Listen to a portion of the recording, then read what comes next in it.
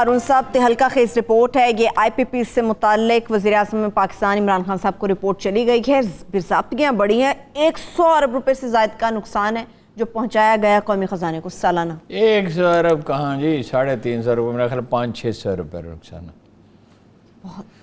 سادہ سی بات یہ ہے، محترمہ بے نظیر بھٹو اور ان کے شوہر نامدار اور شریف خاندان نے اس ملک کو بجلی کے معاملے میں برباد تباہ کر دیا، برباد ایسے سودے کیے کہ جس کی کوئی حد نہیں۔ 25 سال کے معاہدے، کس طرح اسحاق ڈار نے آتے ہی کیسا آج کل وہ فرشتہ بنا ہوا ہے، ہاں جی، سر پہ ٹوپی رکھتا ہے، اور جو اس کی فلم نہ آتی ہے کہ جمعہ پڑھ کے نکل رہا، آج کل تو خیر کرونا ہے، 500 ارب روپے تقسیم کر دیے، جرمانے معاف کر دیے، فوٹو اسٹیٹ پہ پیمنٹس کر دیے، جو ان کی دینی تھی 100-150 ارب روپے کا اندازہ کہ اس میں گھپلا ہے، 100-150 ارب روپے کا۔ اور ہمارے محترم، میں ان کی بہت عزت کرتا ہوں، شاہد خاقان عباسی نے آخری دن 300 ارب روپے جاری کیے ترقیاتی منصوبوں کے لیے اور گیس کے لیے اور فلاں چیز کے لیے فلاں چیز کے لیے۔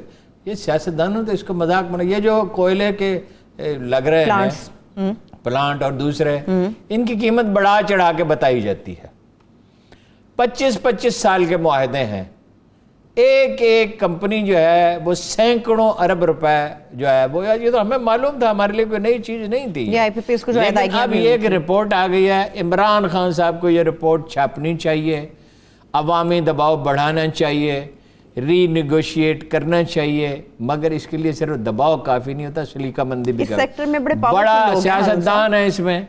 جو ہمارے بجلی کے وزیر ہیں ان کا بھی ہے ایک پلانٹ، یہ بڑے لوگ منشا صاحب کا بھی ہے، اور بہت سے لوگ ہیں بڑے، یہ طاقتور لوگ یہ کام کرتے ہیں، یہ عام لوگ نہیں کرتے۔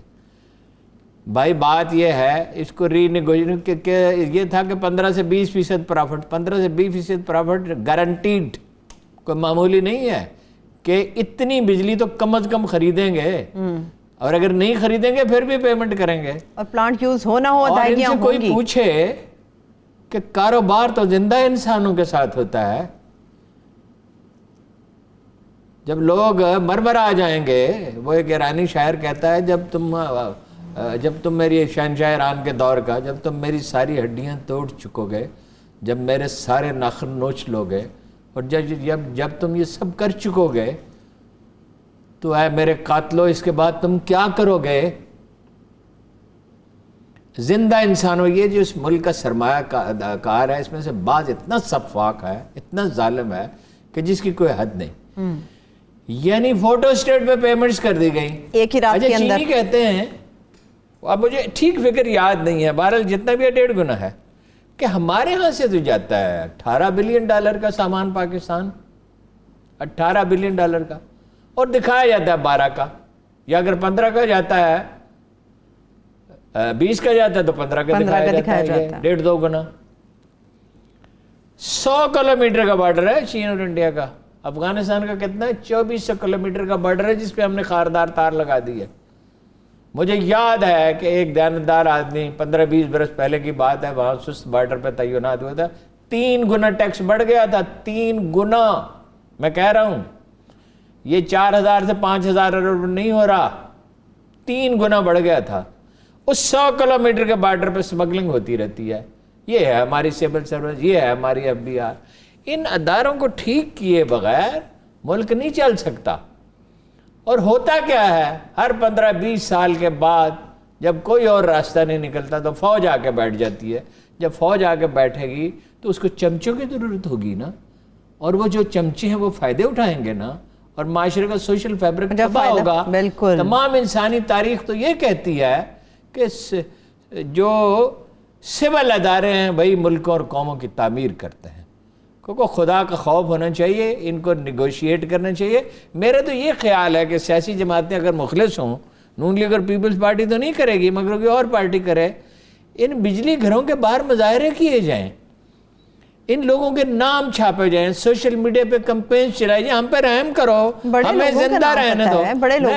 جتنے مرضی بڑے لوگ ہوں، کوئی بڑا نہیں ہوتا، کوئی خدا کی تقدیر سے بڑا نہیں ہوتا، کوئی ایک زندہ، کوئی لیڈر انفلوئنس بڑا ہے، جتنا مرضی انفلوئنس ہو، کوئی لیڈر ایک قوم سے، اور لیڈروں کا کیا ہوا؟ ایک ایک کر کے کوئی پھانسی چڑھ گیا, کوئی جلا وطن ہوا, کوئی بھاگ گیا, کسی نے سمجھا لیڈروں کی بساط کیا ہے. اور خواجہ سعد رفیق کی یہ بات مجھے بڑی اچھی لگتی ہے, جب وہ کہتا ہے ادارے بناؤ, اس نے کہا آن ریکارڈ کہا کہ میاں شریف نواز شریف صاحب گرفتار ہو جاتے ہیں اور 2000 آدمی نہیں ہم جمع کر سکتے. ایک دفعہ شاید اس نے یہ کہا 200 آدمی نہیں ہم جمع کر سکتے. یہ صورتحال ہے. بات یہ ہے کہ ان لوگوں پہ پریشر آنا چاہیے, پریشر عوام کی طرف سے آنا چاہیے, اور سوشل میڈیا پہ ایک لامحدود کمپین, ایک دوسرے کو گالیاں جو بکتے ہیں, ایک دوسرے کو گالیاں بکنے کی بجائے کوئی قومی ترجیحات کو ملحوظ رکھیں. اگر میں غلط نہیں ہوں, اس کو ری نیگوشیٹ کرنا ہوگا. یہ پی ٹی آئی کے اندر سے آواز اٹھی تھی, جب پی ٹی آئی اقتدار کے اندر آئی, یہ آواز اٹھی تھی کہ ان کے ساتھ ری نیگوشیٹ ہونا چاہیے, جو ان کے ساتھ صرف ہو چکے ہیں. حکومت کے یا کسی پارٹی کے کرنے کے نہیں ہوتے.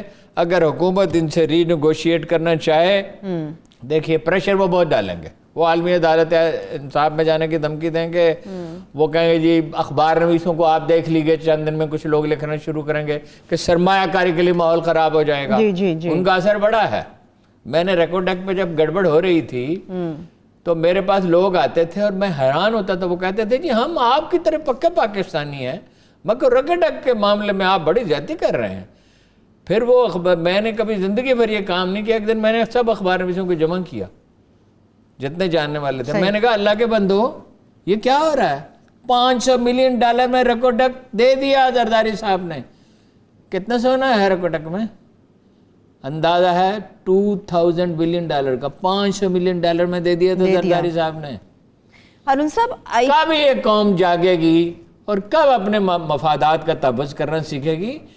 لوگ کھڑے ہوتے ہیں, لوگ اپنے حقوق, اللہ کے رسول نے کہا نہیں کہ جیسے تم ہوگے ویسے تمہیں حق ملے گا. ویسے تمہیں حق ملے گا. اگر تم زندہ لوگ ہو, وہ دیکھو ہم کہتے ہیں جناب عمر ابن خطاب بہت بڑے تھے, واقعی بہت بڑے تھے, مگر بڑھیا کتنی بڑی تھی جس نے کہا اللہ اور اس کے رسول نے تو مہر مقرر نہیں کیا, تو آپ کون ہیں مقرر کرنے والے؟ صحیح صحیح. ٹھیک ہے. ایک آدمی آتا تھا, ایک چھوٹا سا آدمی اٹھ کے کھڑا ہو جاتا تھا اور امیر المومنین سے پوچھتا تھا امیر المومنین کرتا کیسے بنا لیا؟ جواب دینا پڑتا تھا. زندہ قوموں کے زندہ لیڈر ہوتے ہیں, فوجیں نہیں حفاظت کرتی ملکوں کی. فوجیں ہمیشہ سرحد کے لیے ہوتی ہیں.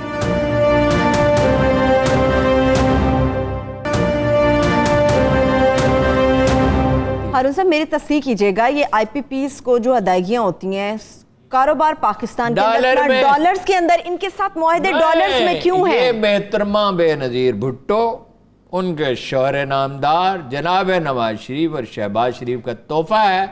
ڈالر میں پیمنٹ کا مطلب کاروبار پاکستان میں, تو ڈالرز میں پیمنٹ کیوں؟ روپوں میں کریں. ڈالر کی پرائس بڑھتی چلی جاتی ہے, وہ ادائیگیاں بھی اتنی بڑھتی مہنگی چلی جائیں بجلی گی. کے ساتھ انڈسٹریلائزیشن کیسے ہو سکتی ہے؟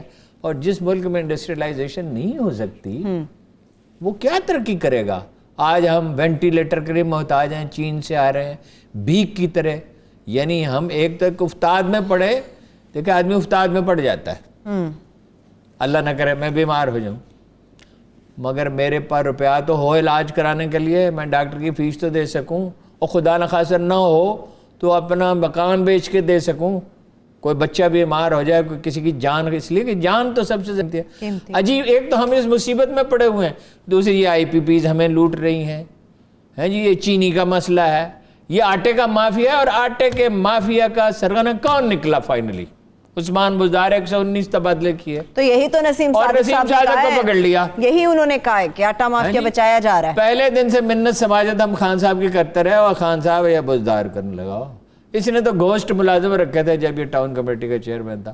انہوں نے کہا یہ وسیم اکرم پلس ہے, میں اس کو ہوا بھروں گا اور ایسے انجیکشن اس کو لگاؤں گا, ایسی انرجی اس کو دوں گا. نتیجہ یہ ہوا, اصل وسیم اکرم صاحب گھر میں بیٹھے ہوئے, وہ اپنے گھر کی اور ہوتا ہے بیچارہ, وہ کہتا ہے یار میرا نہ نہ لو, میرا کیا گناہ ہے. آگے بڑھتے ہیں ہارون صاحب, کوئٹہ کے حوالے سے خبر ہمارے ساتھ شیئر کیجیے. بھائی کوئٹہ میں 2 وزیر 2 مشیر ایک خاتون مستعفی ہو گئی ہیں. اچھا وہ تو بڑی اسپیکولیشن ہو رہی تھی, ابھی تھوڑی دیر پہلے خبر آئی ہے کہ وہ بھوتانی صاحب بننا چاہتے ہیں وزیر اعلیٰ, اور یہ وہ, مگر اس پہاڑ میں سے بھی چوہا ہی نکلا. اس میں بات یہ ہے کہ وہ یہ کہتے ہیں کہ فلاں بلوچ علاقوں کو تو دے دیے 1.5 کروڑ روپے, اور پشتون علاقوں میں کم پیسے دیے. ویسے پشتون علاقہ خوشحال ہے, وزیر اعلیٰ اور یہ وہ, مگر اس پہاڑ میں سے بھی چوہا ہی نکلا. اس میں بات یہ ہے کہ وہ یہ کہتے ہیں کہ فلاں بلوچ علاقوں کو تو دے دیے 1.5 کروڑ روپے، اور پشتون علاقوں میں کم پیسے دیے. ویسے پشتون علاقے خوشحال ہیں.